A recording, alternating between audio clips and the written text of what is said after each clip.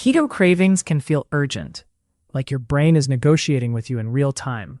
And the fastest way to calm them isn't willpower or a cheat day. It's fixing the specific trigger that's driving the craving right now. Most cravings on keto come from one of four buckets. Not enough electrolytes, not enough protein, not enough total calories, or a blood sugar swing from hidden carbs or sweet tastes. Stress and poor sleep can amplify all of it. So the goal is simple. Give your body the signal that it's safe and fed, without kicking yourself out of ketosis. In the next few minutes, you'll get a practical craving first aid kit you can use in under 10 minutes. You'll also learn how to prevent cravings from showing up in the first place, using meal structure and a few smart defaults. No moralizing, no white-knuckling, just a clear plan you can repeat whenever cravings hit. Moving to slide 2. First, let's separate cravings from hunger, because the fix is different. Hunger builds gradually. It's flexible about what you'll eat. A craving is specific, urgent, and usually points to a quick reward food. On keto, cravings often show up when your body is adapting, or when your meals are a little too fat-forward and not satisfying enough. Another clue is timing. If cravings hit late afternoon, it can be an undereating problem earlier in the day. If they hit at night, it's often stress, fatigue, or a habit loop. Also notice the mouthfeel you're chasing. Crunchy can mean you want stimulation. Sweet can mean you're chasing a dopamine hit, or you've trained your palate on sweet flavors. Salty can point to electrolytes. The win here is awareness. When you can label the craving, you can pick the right tool instead of fighting yourself. Moving to slide 3. If you want the fastest, most reliable craving killer on keto, start with electrolytes. When insulin drops, your kidneys tend to excrete more sodium and water. That can leave you feeling flat, headachy, and weirdly snacky. Many people interpret that as I need food, when it's really I need salt. A simple test is to drink a big glass of water with a measured amount of sodium, then wait 10 minutes. If the craving fades, you found the lever. You can use salted broth or water with salt and a squeeze of lemon for taste. Some people also benefit from potassium and magnesium, especially if they get muscle cramps or restless sleep. The key is consistency. If you only add electrolytes after you feel awful, you'll keep chasing symptoms. Build a baseline daily electrolyte routine, and cravings get quieter. Moving to slide 4. Next lever, protein. A lot of keto plates are built around fats, but protein is what creates deep satiety. Studies on appetite consistently show protein tends to reduce hunger hormones and increase fullness signals more than carbs or fat. If your craving feels like I could eat everything, that's often a protein gap. A fast fix is a protein-forward mini-meal. Eggs, canned fish, chicken, lean meat, or a plain Greek yogurt if it fits your approach. Pair it with a little fat for taste, but keep protein as the anchor. A useful target for many people is to include a solid protein portion at every meal, not just dinner. And if you're tracking, check whether your protein is drifting down because you're trying to keep calories low. Keto works better when your body feels adequately fed. Protein is the most underrated craving tool. Moving to slide 5, now let's talk about the craving trap, keto sweets, and zero sugar treats. For some people, sweet taste, even without sugar, keeps the reward loop alive. It can prime you to want more sweetness more often. It's not a moral issue, it's conditioning. If cravings spike after diet sodas, keto desserts, or frequent sweetened coffees, run a 2-week experiment. Remove sweet taste completely. That means no sweeteners, no sweet-flavored protein bars, and no keto candy. Replace it with savory satisfaction. Think salty broth, olives, cheese, or a crunchy salad with a bold dressing. Many people report that their palate resets and cravings drop dramatically. If you don't want to eliminate sweeteners, you can still set boundaries. Keep sweet foods as occasional and never as a snack. Use them only after a full meal so they don't start the hunt. Moving to slide 6. Let's cover hidden carbs because they create the most confusing cravings. You think you're eating keto, but your appetite acts like you're not. Common culprits are sauces, dressings, flavored yogurts, keto packaged foods, and nuts eaten by the handful. Even small carb doses can cause a blood sugar bump for some people, followed by a dip that feels like intense hunger. The fix is a short, clean reset. For 3 to 5 days, base meals on simple whole foods: meat, eggs, fish, low-carb vegetables, and added fats like olive oil or butter. Keep seasonings simple. If cravings calm down quickly, you've identified a food that doesn't work well for you. Then you can reintroduce items one at a time. This isn't about perfection. It's about making your appetite predictable again. Moving to slide 7. If cravings hit hard in the evening, zoom out and check total energy intake. Keto suppresses appetite for many people, which sounds great until you accidentally undereat all day. Then your body tries to make up the difference at night when your self-control is lowest.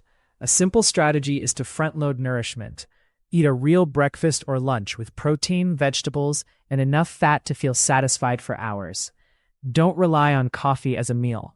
Also, plan a deliberate keto snack if your schedule is long. That's not failure. It's a tool. Think a couple eggs, a small bowl of meat and pickles, or a portioned handful of nuts paired with protein. When your body trusts that food is coming, cravings stop feeling like emergencies. Moving to slide 8. Stress cravings are real, and keto doesn't make you immune. When you're stressed, your brain wants quick comfort, and food is a reliable shortcut. The goal isn't to be less stressed on command. It's to interrupt the loop. Try a 2-minute downshift before you eat anything. Slow breathing, a short walk around the room, or a hot shower. Then ask one question: do I want relief, or do I want fuel? If it's relief, choose a non-food relief first, and then decide if you still want to eat.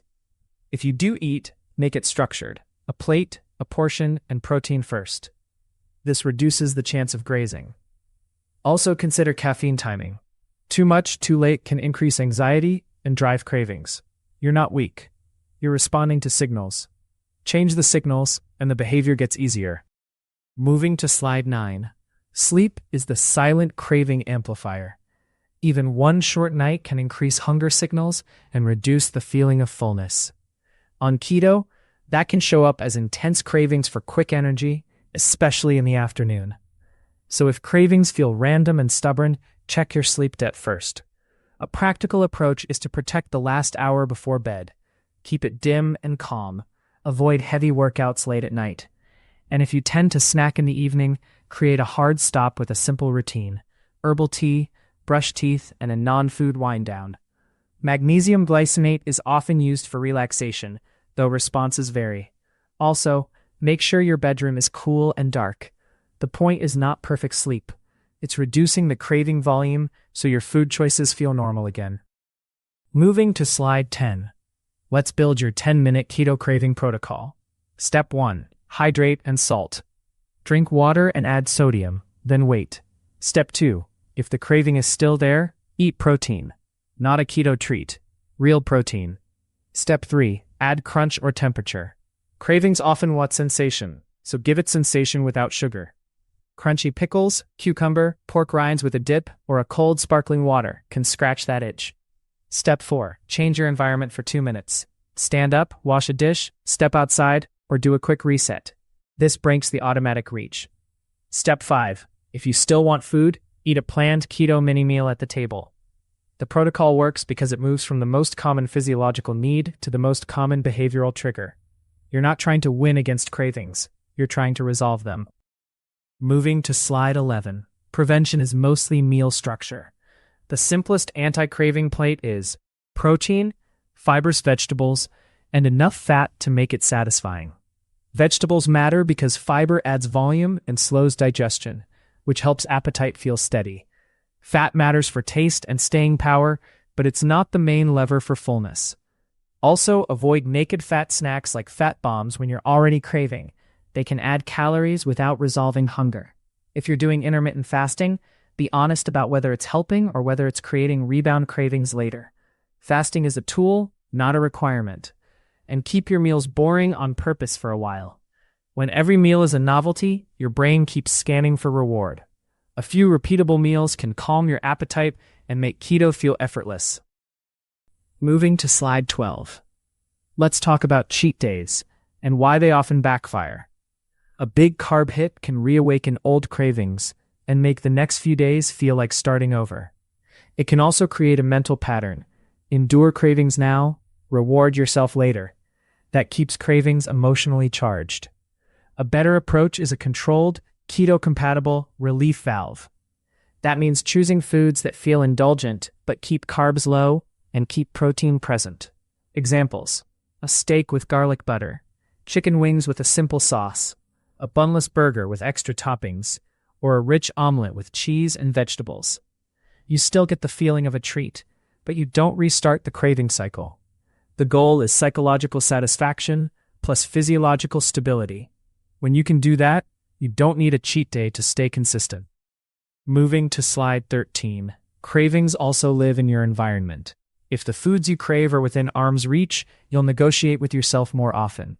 The fix is friction. Put tempting foods out of the house, or at least out of sight and hard to access. Pre-portion keto-friendly foods so the default is a reasonable amount, and create a go-to list for cravings so you don't have to think. Broth, eggs, canned fish, deli meat with pickles, cheese with cucumber, or a simple salad with protein. Another powerful move is to reduce decision fatigue. Plan 2 breakfasts, 2 lunches, and 2 dinners you can rotate. When your brain isn't constantly choosing, it craves less novelty. You're not removing freedom, you're removing the daily battle. Moving to slide 14. Let's put it all together into a quick troubleshooting map. If the craving is salty or you feel low energy, think electrolytes first. If the craving is bottomless, think protein and total calories. If the craving is sweet, look at sweeteners and hidden carbs. If cravings are worst at night, check undereating, stress, and sleep. Then choose one intervention and test it for 3 days, not 3 hours. Your body needs a little time to respond. Keep notes, even simple ones, like craving time, what you ate, sleep quality, and what helped. That turns cravings from a mystery into data. And once you have data, you can design your meals and routines, so cravings get rarer and weaker. If you want one rule to remember, it's this: respond early. Small cravings are easy to steer. Moving to slide 15. Here's the takeaway. You don't stop keto cravings by fighting them. You stop them by meeting the need underneath them: salt, protein, enough food, stable inputs, and a calmer nervous system. Start with the 10-minute protocol: water plus sodium, then protein, then a sensory swap, then a quick environment change. Build prevention with a protein-anchored plate and fewer sweet cues. And if you want a treat, use a keto relief valve meal instead of a cheat day that restarts the cycle. Now I'm curious, what's your most common keto craving? Salty or sweet? Drop A for salty or B for sweet in the comments. If you want more practical, repeatable strategies like this, subscribe. This information is not a substitute for medical advice. Energy is a metabolic outcome, not luck.